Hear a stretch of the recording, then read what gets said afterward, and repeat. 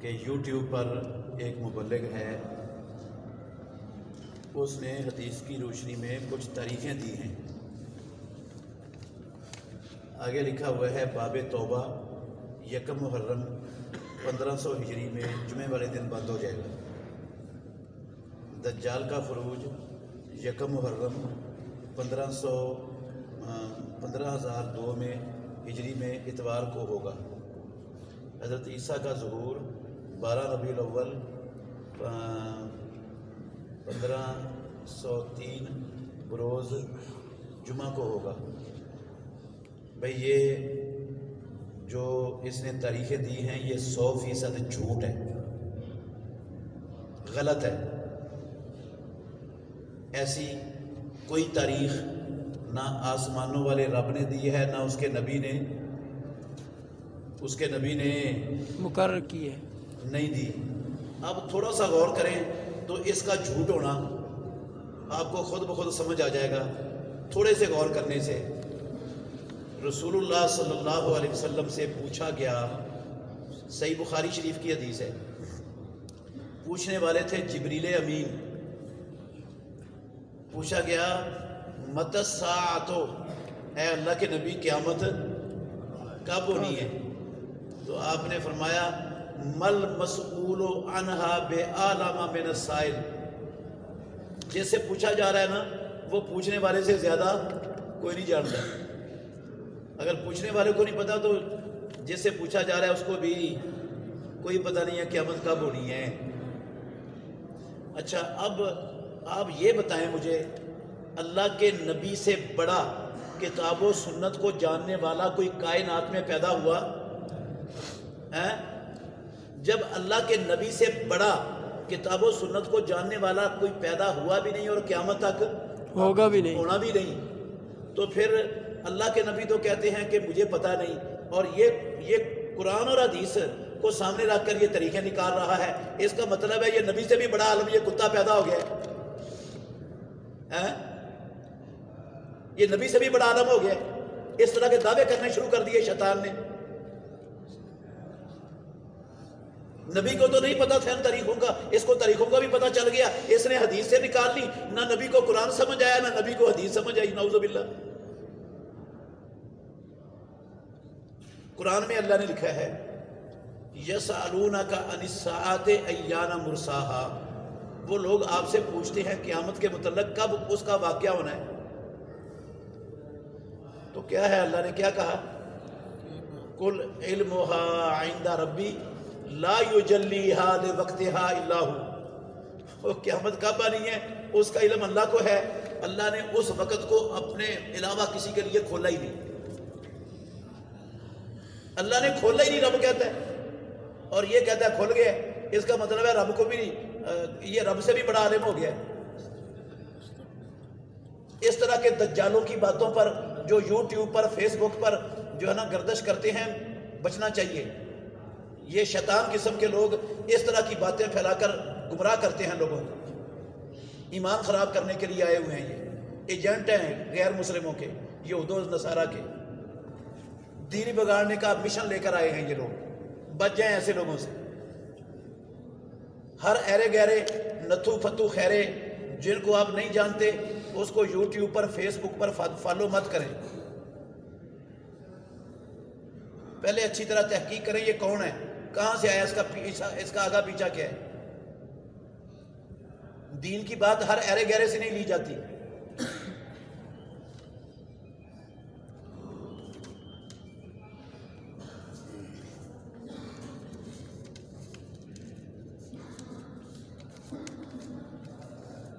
اگر حیض کے دوران نماز لازمی نہیں ہے تو یہ عقل و فہم کی بات ہے کہ قرآن پڑھنا بھی ہاتھ لگا کر لازمی نہیں ہے، کیونکہ احترام قرآن کا بھی بہت ہے۔ دوسری بات یہ ہے کہ یہ حدیث میں نہیں،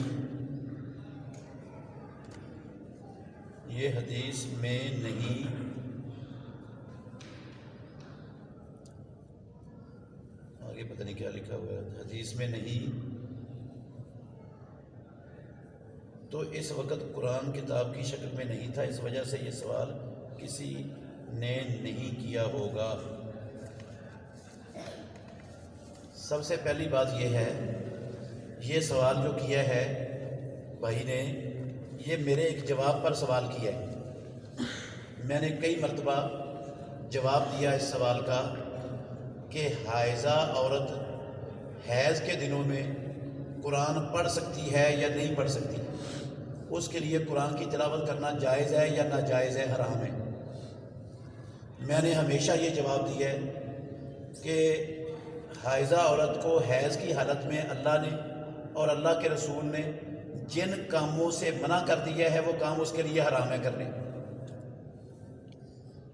وہ 5 کام ہیں، وہ کل کتنے ہیں؟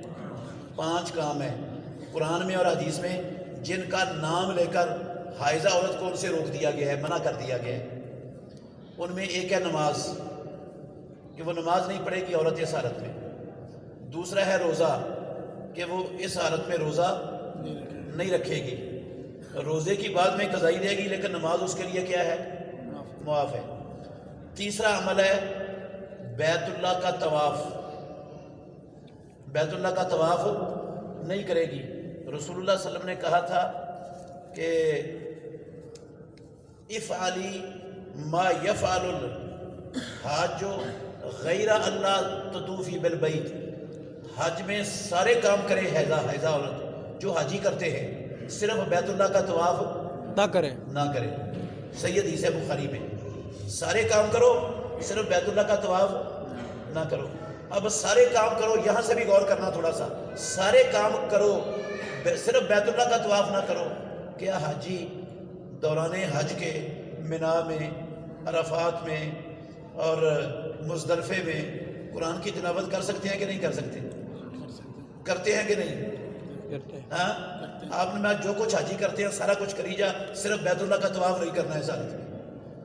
اس کا مطلب ہے قرآن پڑھے تو بھی قرآن پڑھ سکتی ہے، یہاں سے بھی، اس میں بھی سے بھی ثابت ہوتا ہے۔ اچھا، تیسرا کام ہے بیت اللہ کا طواف، اور چوتھا کام ہے رسول اللہ صلی اللہ علیہ وسلم نے فرمایا عورتوں کو عید پڑھنے کے لیے نکالو گھروں سے، حکم دیا رسول اللہ صلی اللہ علیہ وسلم نے کہ عورتوں کو بھی کیا کرو؟ نکالو۔ جن کے پاس پردہ پہننے کے لیے نہیں ہے چادر، وہ اپنی کسی دوسری عورت کی چادر لے کر نکلے، اس کو بھی نکالو۔ حتیٰ کہ آپ نے فرمایا حیض والیوں کو بھی نکالو، جنہوں نے نماز نہیں پڑھنی ان کو بھی گھروں سے عیدگاہ کے لیے نکالو۔ وہ عیدگاہ میں آ کر عیدگاہ سے الگ رہے، عیدگاہ میں نہ بیٹھے، عیدگاہ سے پیچھے بیٹھ جائے، جہاں وہ عیدگاہ کا حصہ جس کو نہیں بنایا گیا پیچھے بیٹھ جائے اور مسلمانوں کی دعا میں شریک ہو جائے، آئیں وہ بھی۔ اس کا مطلب ہے حائضہ عورت وہ عیدگاہ میں نہیں آ سکتی، عیدگاہ میں نہیں آ سکتی تو مسجد میں تو بالاولا نہیں آ سکتی۔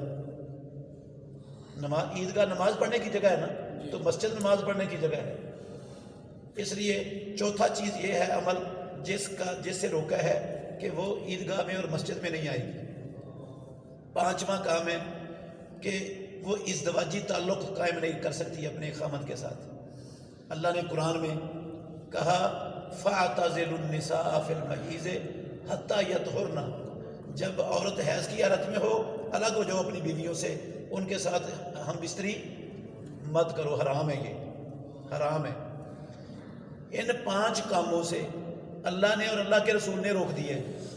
کوئی اور کام بھی حرام ہوتا تو اللہ اور اللہ کا رسول روکتے کہ نہ روکتے؟ کیوں جی؟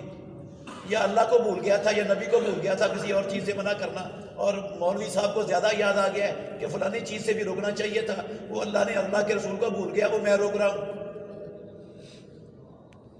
رب بھولنے والا ہے؟ اس کا نبی بھولنے والا یا خیانت کرنے والا ہے؟ کیا اللہ کے نبی کی زندگی میں اسلام مکمل نہیں ہو گیا تھا؟ اگر اسلام مکمل ہو گیا تھا تو اللہ کے نبی نے اس چیز سے نہیں روکا، میں اور آپ کون ہوتے ہیں روکنے والے؟ ہمیں کس نے حق دیا روکنے کا؟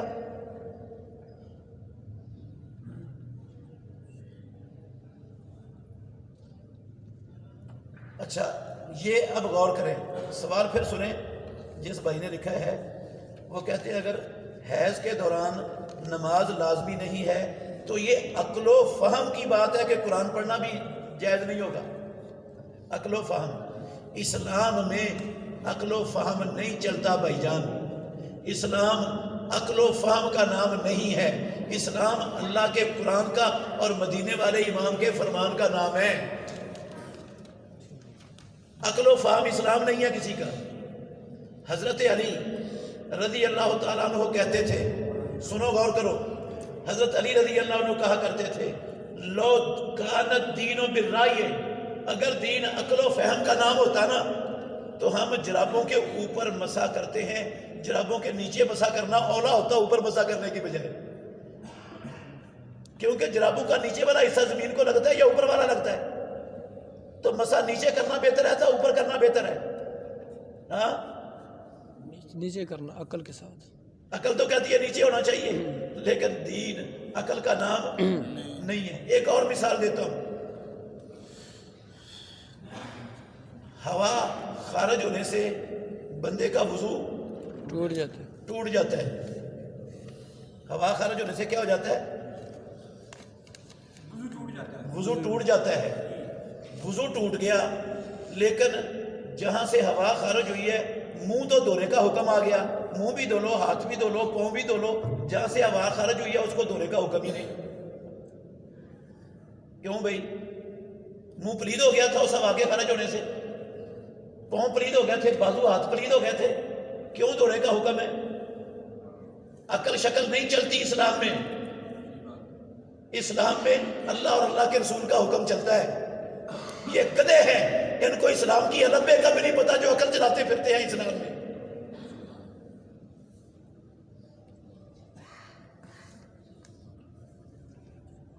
اس وقت قرآن کتاب کی شکل میں نہیں تھا.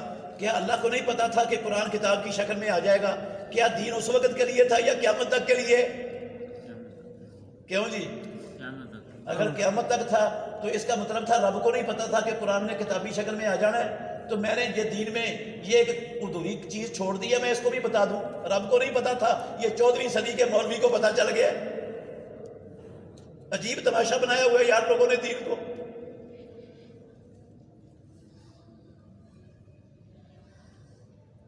حیض کے 7 دن پورے کرنے لازمی ہیں. اگر اس سے پہلے خون آنا بند ہو جائے تو عورت نماز پڑھ سکتی ہے, اور اگر 7 دن پورے کرنے کے بعد بھی داغ لگے تو غسل کرنا لازمی ہے یا وضو کر کے نماز پڑھ سکتی ہے. بھئی 7 دنوں کا مسئلہ ہے ہی نہیں اسلام میں. یہ 7 دنوں کا مسئلہ نہیں ہے اسلام میں. اس کے کم از کم کی بھی کوئی حد اللہ نے اور اللہ کے رسول نے مقرر نہیں کی, اور اس کی زیادہ سے زیادہ کی حد بھی اللہ نے اور اللہ کے رسول نے مقرر نہیں کی. یہ علاقے کے لوگ, خاندانوں کے لوگ, سب کی جو ہے نا وہ عادتیں کیا ہوتی ہیں, روٹینیں مختلف ہوتی رہتی ہیں. علاقے وائز, خوراک وائز اور خاندان وائز روٹینیں مختلف ہو جاتی ہیں. ہر ایک علاقے کی اس کے آب و ہوا کے حوالے سے, اس کی خوراک کے حوالے سے روٹین دوسرے لوگوں سے کیا ہوتی ہے, مختلف ہوتی ہے. تو یہ ایک قانون اسلام نے نہیں بنایا کہ ادھر سے شروع ہوتا ہے اور ادھر سے یہ ختم ہو جاتا ہے. یہ آدم کی بیٹیوں پر اللہ رب العالمین نے مقرر کر دیا ہے, یہ آنا ہی آ رہا ہے. ہم کسی کو 3 دن آ سکتا ہے, کسی کو 7 دن آ سکتا ہے, کسی کو 8 دن آ سکتا ہے, کسی کو 9 دن بھی آ سکتا ہے. تو جب حیض شروع ہو جائے اس کے ختم ہونے تک یہ ایک روٹین ہوتی ہے ہمیشہ خواتین کی. ان کو اپنی روٹین کے حساب سے چلنے کا حکم ہے اسلام میں. ہر عورت کی جو روٹین ہے, اگر 7 دن کی روٹین ہے تو وہ 7 دن جو ہمیشہ سے پہلے دن سے چل رہی ہے اس کی, اور اگر 8 دن کی روٹین ہے تو 8 دن, اگر 4 دن کی روٹین ہے تو 4 دن, اگر 3 دن کی روٹین ہے تو 3 دن وہ چھوڑ دے گی نماز. یہ ہر عورت کی روٹین کے ساتھ. ایک عورت کی روٹین ہے 5 دن یا 7 دن مثلا, اور بیچ میں وہ ہمیشہ ہی اس روٹین میں 1-8 دن وہ ایسا ہوتا ہے جس میں بلیڈنگ نہیں ہوتی, تو وہ جو خالی دن آتا ہے وہ بھی حیض ہی شمار ہوتا ہے. وہ بیچ میں جو خالی دن آتا ہے اس کو بھی حیض کا دن ہی شمار ہوتا ہے. وہ اس دن میں نماز نہیں پڑھے گی, وہ سارے روٹین والے دن پورے کرے گی جو اس کی ابتدا سے روٹین بن چکی ہے ہر مہینے کی.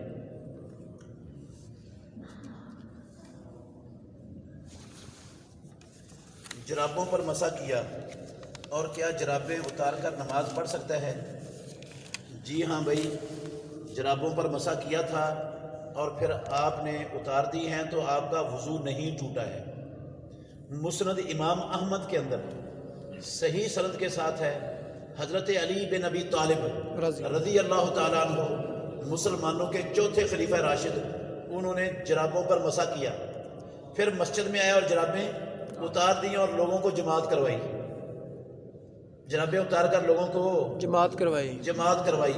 اگر وضو ٹوٹ جاتا ہوتا جرابیں اتارنے سے تو حضرت علی رضی اللہ عنہ اس طرح جماعت کرواتے؟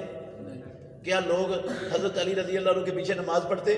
بغیر ہاں، جرابیں اتارنے سے وضو ٹوٹ جاتا ہے، اس کی کوئی دلیل نہ قرآن میں ہے، نہ پیارے پیغمبر کی سنت اور حدیث میں ہے۔ بالکل آپ ایسے سمجھے آسانی سے، آپ نے سر پر مسح کر لیا، سر پر کیا کر لیا؟ یہ وضو میں فرض ہے، سر کا مسح وضو میں کیا کرنا ہے؟ سر کا مسح کر لیا، وضو کر لیا، وضو کر کے بعد آپ نے سر مڈوا دیا تو وضو ٹوٹ گیا آپ کا؟ وہ جس پر مسح کیا تھا وہ تو اتر گیا سارا کچھ، ہیں؟ تو پھر ٹوٹ جانا چاہیے نا وضو، ہاں؟ آپ کہیں گے ایسا ہوتا نہیں، ہوتا ہے بھائی۔ جو لوگ عمرے پر جاتے ہیں نا، وہ وضو کی حالت میں ہوتے ہیں، جب حجامت کرواتے ہیں تو پھر آ کر وہ نماز بھی پڑھتے ہیں جب نماز کا ٹائم ہوتا ہے۔ اب یہ نہیں ہوتا ان کا کہ ان کا وضو ٹوٹ گیا، وہ بال مسا تو ادھر رہ گیا نائی کے پاس۔ ایسے ہی پیارے پیغمبر محمد الرسول اللہ صلی اللہ علیہ وسلم سے ثابت ہے، آپ پگڑی پر مسا کرتے تھے، پگڑی پر مسا کیا اور سجدے میں گیا اور پگڑی گر گئی، ٹوٹ گیا مسا؟ ہاں؟ آپ نے ہاتھ دھوئے تھے، ہاتھ دھونے کے بعد آپ کے ناخن بڑے تھے، آپ نے نیل کٹر سے ناخن کیا کر دیے؟ کاٹ دیے، وضو ٹوٹ گیا؟ وہ جہاں سے ناخن کٹا ہے ادھر تو پانی لگا ہی نہیں تھا، تو وضو ٹوٹنا چاہیے؟ نہیں، ان چیزوں سے وضو کوئی نہیں ٹوٹتا۔ وضو ان چیزوں سے ٹوٹتا ہے جن کے ٹوٹنے سے اللہ اور اللہ کے رسول نے بتا دیا کہ ان چیزوں سے ٹوٹتا ہے۔ کوئی چیز اللہ نے اور اللہ کے رسول نے چھوڑی نہیں ہے جو وضو توڑنے والی تھی اور اس بتایا نہ ہو کہ اس سے وضو۔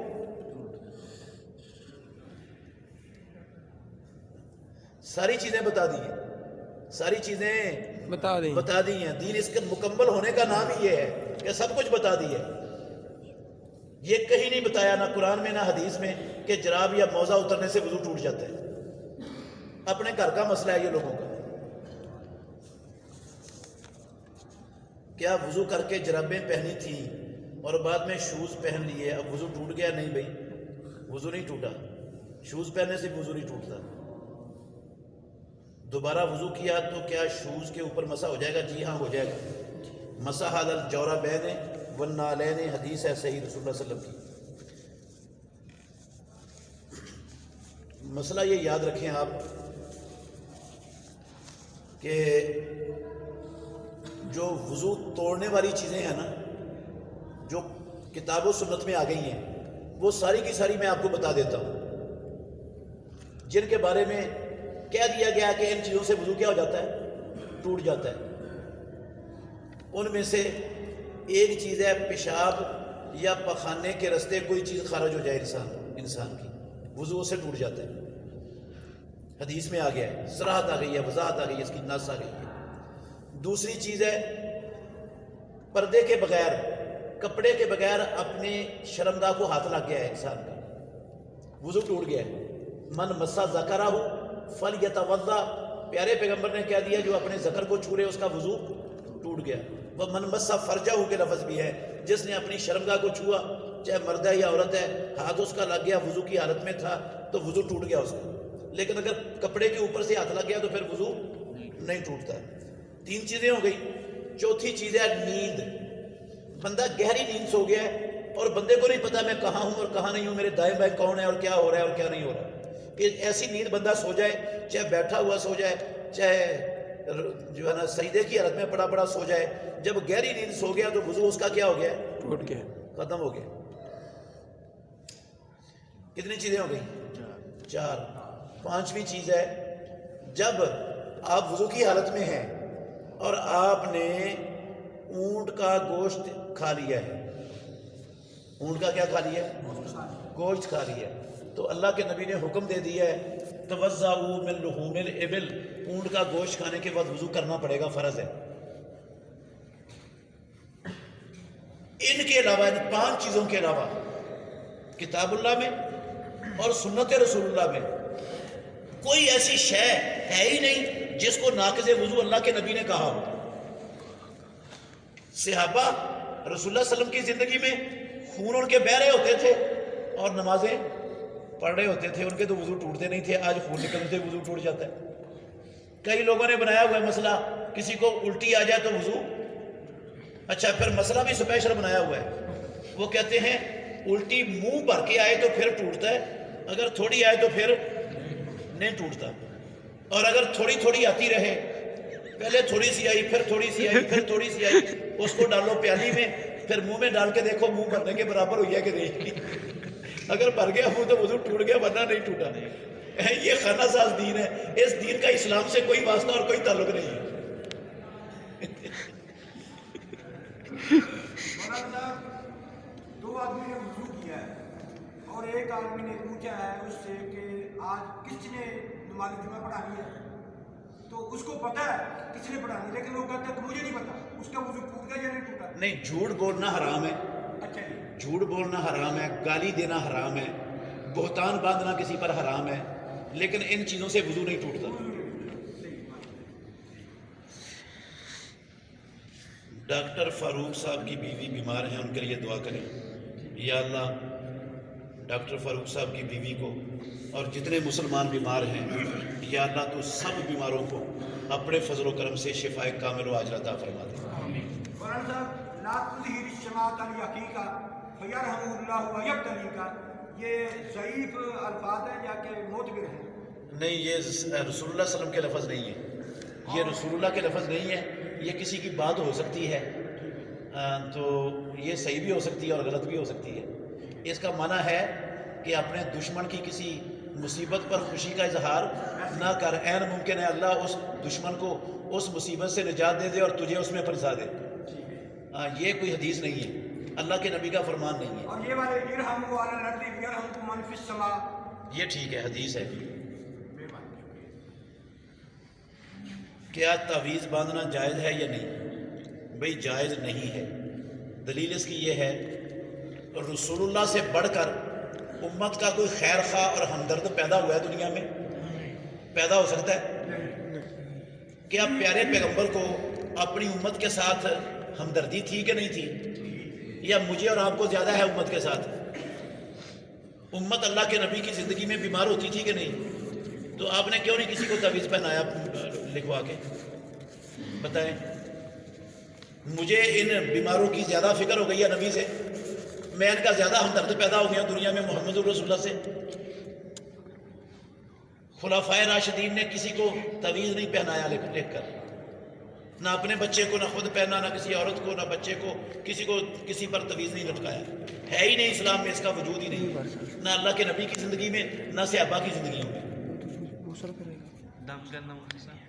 دم کرنا ٹھیک ہے، دم ٹھیک ہے، لیکن دم آپ قرآن کی آیتوں یا صورتوں سے کریں گے یا مسنون دعاؤں سے کریں گے، کیونکہ منتر شرطر پڑھنے سے دم کرنا حرام ہے۔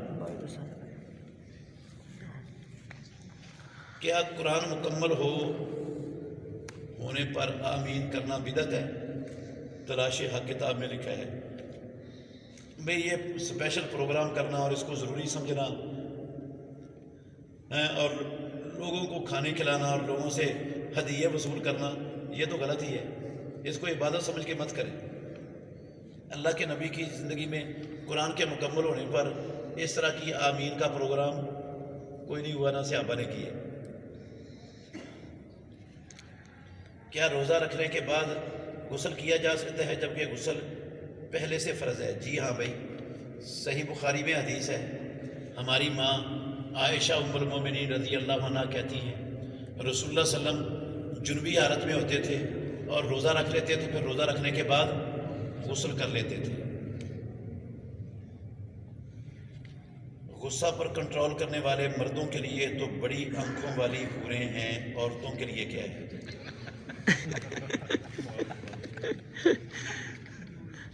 عورتوں کے لیے رسول اللہ صلی اللہ علیہ وسلم نے فرمایا فیہا ما لا عین رأت ولا اذن سمعت ولا خطر علی قلب بشر، وہ کچھ ہوگا ان کے لیے جو نہ کسی آنکھ نے دیکھا، نہ کسی کان نے سنا، نہ کبھی کسی کے دل کے اندر اس کا خیال ہی پیدا ہوا۔ ایسے ایسے انعامات اللہ نے تیار کیے ہوئے۔ ہاں جی، رب کسی کے ساتھ کسی کو اس کے عمل کے اجر سے محروم نہیں رکھے گا، نہ کسی مرد کو نہ عورت کو، پورا دے گا۔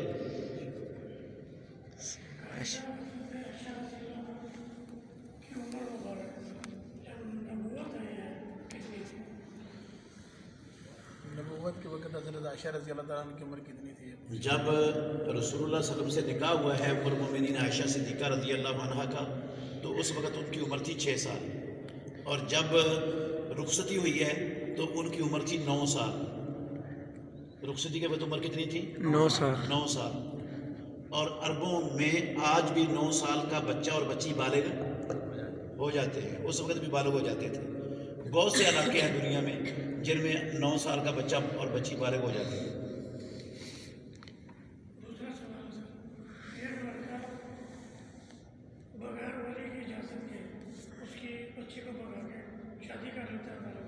وہ نکاح کوئی نہیں ہوتا ہے، لڑکی کا نکاح اس کے ولی کی اجازت کے بغیر نہیں ہوتا۔ رسول اللہ صلی اللہ علیہ وسلم نے فرمایا ایو ممرات نکاحت بغیر اذن ولیہا فنکاحھا باطل فنکاحھا باطل فنکاحھا باطل، جس عورت نے اپنا نکاح اپنے ولی کی اجازت کے بغیر کیا اس کا نکاح باطل ہے، اس کا نکاح باطل ہے، اس کا نکاح باطل ہے۔ 3 مرتبہ اللہ کے نبی نے کہا باطل ہے۔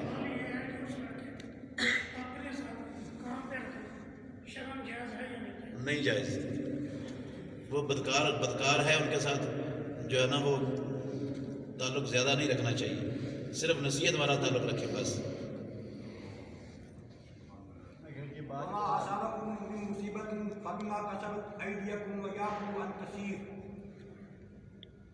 اللہ تعالیٰ کی طرف سے تو کوئی مصیبت نہیں آتی، تو کس کی طرف سے ہے؟ جو کچھ دنیا میں ہوتا ہے وہ اللہ کی مشیت سے ہوتا ہے، وہ اللہ کی مشیت سے ہوتا ہے۔ کوئی بندہ کسی کو قتل کرتا ہے وہ بھی اللہ کی مشیت سے ہوتا ہے، کوئی بدکاری کرتا ہے وہ بھی اللہ کی مشیت سے ہوتا ہے، اور کوئی ڈاکہ مارتا ہے وہ بھی اللہ کی مشیت سے ہوتا ہے، کوئی رشوت لیتا ہے، کوئی خیانت کرتا ہے، کوئی دودھ میں پانی ملاتا ہے، سارا کچھ اللہ کی مشیت سے ہوتا ہے۔ رب روکنا چاہے تو روک سکتا ہے، لیکن رب کا یہ قانون نہیں ہے، اس نے امتحان گاہ بنائی ہے دنیا۔ جو برا کام کرتا ہے اس کو کھلی چھٹی دی ہوئی ہے، جا کری جا، اور جو سیدھے راہ پر چلتا ہے اللہ نے اس کو بھی کھلی چھٹی دی ہے، عیش کر، سیدھی راہ پر چلتا جا۔ جو جس راہ پر چلتا ہے اللہ اس راہ پر اس کی باغیں ڈھیلی کر دیتا ہے۔ سلیم اور شعور بھی دیا ہے نا اسی لیے۔ ہاں جی، یعنی کہ انا ہدیناہ السبیل اما شاکرا و اما کفورا۔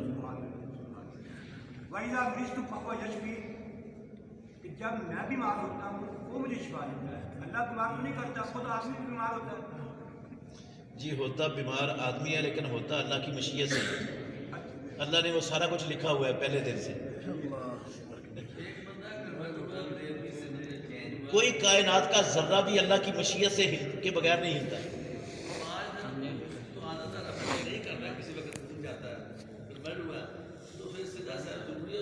نہیں، ضروری نہیں ہے، ہو جائے گی نماز انشاءاللہ۔ نماز میں آمین کہنا کتنی بار میں جب کہنا چاہیے آمین؟ بہت زیادہ چیخ کر آمین کہنا نہیں ٹھیک، بس آمین اونچی آواز سے کہنا چاہیے، لیکن جس طرح یہ بچے بعض چیخ چیخ کر کہہ رہے ہوتے ہیں یہ غلط ہے۔ یہ کس حدیث میں؟ یہ حدیث ہے اپنا سنن ابو داود میں، رسول اللہ صلی اللہ علیہ وسلم آمین کہتے تھے، یجہر بہا صوتہ، آپ اپنی آواز کو بلند کرتے تھے، اعلانیہ آمین کہتے تھے اونچی زور سے۔ اور جو نہیں کہتا اس کی رسول اللہ والی نماز نہیں ہوتی۔ ایسی لمبی اذان دینا جس میں اتار چڑھاؤ ہو دینا جائز ہے، اگر نہیں جائز تو دلیل دے دیں۔ بھئی اذان کے بارے میں رسول اللہ صلی اللہ علیہ وسلم کا یہی فرمان ہے کہ یترسل فی الاذان، بندہ اذان ٹھہر ٹھہر کر پڑھے، وَيَحْضُرُ فِي الْإِقَامَةِ، اور اقامت حضر کی شکل میں پڑھے، جس طرح تراویوں میں قرآن پڑھتے ہیں نا قاری حضر میں، اس طرح تیز تیز مسلسل یہ اقامت ہوتی ہے اور اذان ٹھہر ٹھہر کر ہوتی ہے۔